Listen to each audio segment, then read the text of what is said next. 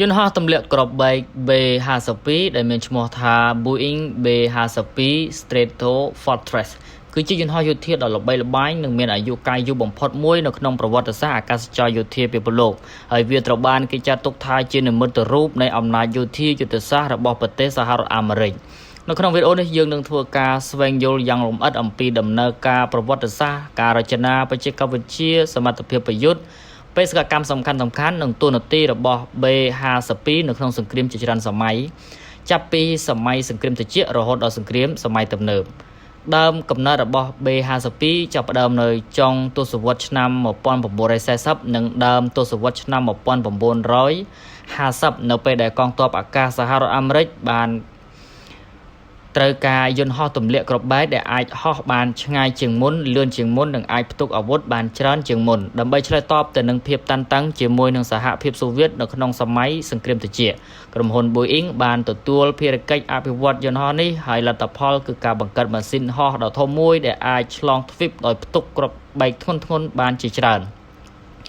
គំរូដំបូងរបស់ B-52 បានហោះហើរនៅក្នុងឆ្នាំ1952ហើយវាបានចូលបម្រើផ្លូវការនៅក្នុងឆ្នាំ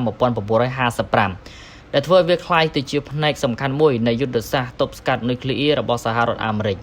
រូបរាង B-52 មានលក្ខណៈធំវែងហើយមានស្លាបធំទូលាយដែលអាចផ្ទុកម៉ាស៊ីនចំនួន8នៅក្រោមស្លាបដើម្បីផ្ដល់កម្លាំងហោះហើរខ្លាំងនិងសមត្ថភាពហោះបានឆ្ងាយជាងមុនហោះទម្លាក់គ្រាប់បែកចំនួនមុនវាត្រូវបានរចនាឡើងសម្រាប់ការហោះហើរពីមូលដ្ឋាននៅសហរដ្ឋអាមេរិកទៅវាយប្រហារគោលដៅនៅទ្វីបផ្សេងៗហើយត្រឡប់មកវិញដោយមិនចាំបាច់ចុះចតនៅកណ្ដាលផ្លូវការរចនានេះបង្ហាញពីយុទ្ធសាស្ត្រយោធាសម័យថ្មីដែលផ្ដោតលើសមត្ថភាពវាយប្រហារឆ្ងាយនិងអំណាចនុយក្លេអ៊ែរនៅក្នុងសម័យសង្គ្រាមត្រជាក់ B-52 បានក្លាយទៅជាឧបករណ៍សំខាន់បំផុតមួយនៅក្នុងយុទ្ធសាស្ត្រទប់ស្កាត់ deterrent ដោយវាអាចផ្ទុកគ្រាប់បែកធម្មតានិងអាវុធនុយក្លេអ៊ែរវត្តមានរបស់វាបានធ្វើឲ្យសហភាពសូវៀតគិតគូរយ៉ាងខ្លាំងព្រោះវាអាចវាយប្រហារគោលដៅយុទ្ធសាស្ត្រនៅគ្រប់ទីកន្លែងលើពិភពលោកក្នុងកំឡុងទសវត្សរ៍ឆ្នាំ1960ដល់ឆ្នាំ1980 B-52 បានធ្វើការល្បាតអាកាសជាច្រើនជុំវិញពិភពលោកជាប្រចាំដើម្បីបង្ហាញកម្លាំងនិងធានាថាសហរដ្ឋអាមេរិកមានសមត្ថភាពឆ្លើយតបភ្លាមៗប្រសិនបើកើតមានសង្គ្រាមនុយក្លេអ៊ែរក្រៅពីទូនាទីទប់ស្កាត់ B-52 ក៏បានចូលរួមក្នុងសង្គ្រាមពិតៗជាច្រើនក្នុងសម័យវៀតណាមវ៉រវាបានដើរតួនាទីសំខាន់ក្នុងប្រតិបត្តិការទម្លាក់គ្រាប់បែកធំៗលើតំបន់អាស៊ីអាគ្នេយ៍ជាពិសេសក្នុងប្រតិបត្តិការ Linebacker និង Operation Rolling Thunder ដែលមានបំណងបង្ហាញសម្ពាធយោធាខ្លាំងលើសត្រូវការប្រើប្រាស់ B-52 ក្នុងសង្គ្រាមវៀតណាមបានបង្ហាញពីសមត្ថភាពបំផ្លាញយ៉ាងធំធេងរបស់វាព្រោះវាអាចផ្ទុកគ្រាប់បែករាប់សិបតននៅក្នុងបេសកកម្មតែមួយទោះជាយ៉ាងណាវាក៏ជាប្រធានបទជជែកគ្នាយ៉ាងខ្លាំងអំពីផលប៉ះពាល់មនុស្សធម៌និងការបំផ្លាញទ្រព្យសម្បត្តិប៉ុន្តែទស្សនៈយោធាវាបានបង្ហាញថា B-52 គឺជាយន្តហោះដែលអាចផ្លាស់ប្ដូរទិសដៅសង្គ្រាមបានបន្ទាប់ពីសង្គ្រាមវៀតណាម B-52 នៅតែបម្រើការនៅក្នុងបេសកកម្មជាច្រើនទូទាំងពិភពលោកក្នុងសម័យ Gulf War វាបានដើរតួនាទីសំខាន់ក្នុងប្រតិបត្តិការ Desert Storm ដោយវាប្រហារគោលដៅយុទ្ធសាស្ត្រនៅអ៊ឺរ៉ាក់និងបំផ្លាញបណ្ដាញការពារសត្រូវសមត្ថភាពហោះហើរឆ្ងាយនិងអាចផ្ទុកអាវុធច្រើនឲ្យក្លាយទៅជាអាវុធសំខាន់មួយនៅក្នុងយុទ្ធនាការនោះនៅសម័យក្រោយៗមក B-52 ក៏បានចូលរួមក្នុងសង្គ្រាមនៅអាហ្គានីស្ថានក្រោយព្រឹត្តិការណ៍ September 11 Attack និងក្នុងសង្គ្រាមអ៊ឺរ៉ាក់ឆ្នាំ2003ដែលបង្ហាញថាវានៅតែមានតម្លៃខ្ពស់ទោះបីជាត្រូវបានរចនាតាំងពីជាងកន្លះសតវត្សរ៍មុនក៏ដោយចំណុចពិសេសមួយរបស់ B-52 គឺភាពអាចធ្វើដំណើរ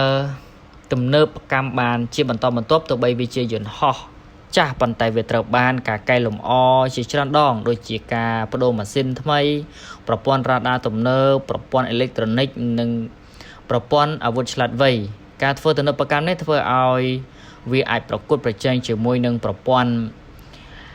ការពារអាកាសសម័យថ្មីបានម៉ាស៊ីនថ្មីជួយកាត់បន្ថយការប្រើប្រាស់ប្រេងនិងបង្កើនជួរហោះហើរខណៈប្រព័ន្ធអេឡិចត្រូនិកថ្មីជួយឲ្យវាប្រើអាវុធបានច្បាស់លាស់ជាងមុន B-52 មិនត្រឹមតែជាយន្តហោះទម្លាក់គ្រាប់បែកប៉ុណ្ណោះទេប៉ុន្តែវាក៏ជាវិធីការសម្រាប់ប្រយុទ្ធយុទ្ធសាស្ត្រ សម្រាប់អាវុធយុទ្ធសាស្ត្រជាច្រើនប្រភេទរួមមានគ្រាប់បែកឆ្លាតវៃ missile cruise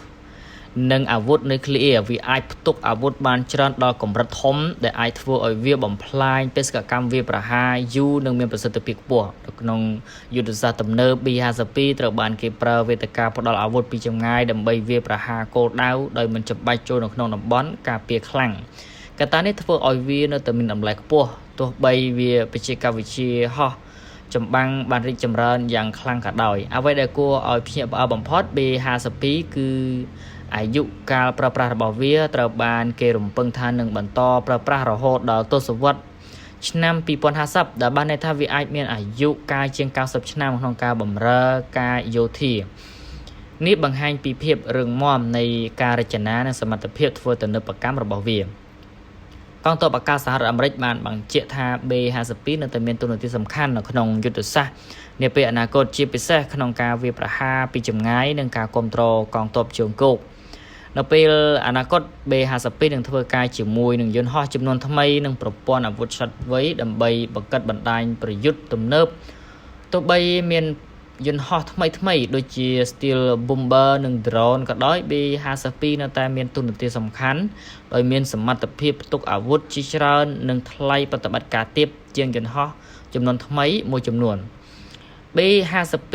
Stratofortress គឺជាឧបករណ៍ដ៏ច្បាស់នៃភាពរឹងមាំនៃវិស្វកម្មនិងយុទ្ធសាស្ត្រយោធារបស់សហរដ្ឋអាមេរិកការរចនាក្នុងសម័យសង្គ្រាមត្រជាក់រហូតដល់ការប្រើប្រាស់សង្គ្រាមសម័យទំនើបវាបានបង្ហាញថាយន្តហោះមួយអាចនៅតែមានតម្លៃសំខាន់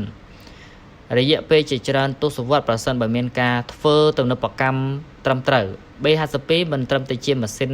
ហោះប៉ុណ្ណោះទេប៉ុន្តែជានិមិត្តរូបនៃអំណាចយោធាការប្រកួតប្រជែងភូមិសាស្ត្រនយោបាយនិងការវិវត្តនៃសង្គ្រាមទំនើបដែលនៅតែបន្តមានឥទ្ធិពលរហូតដល់សប្តាហ៍ថ្ងៃនិងបន្តទៅអនាគតយូរអង្វែង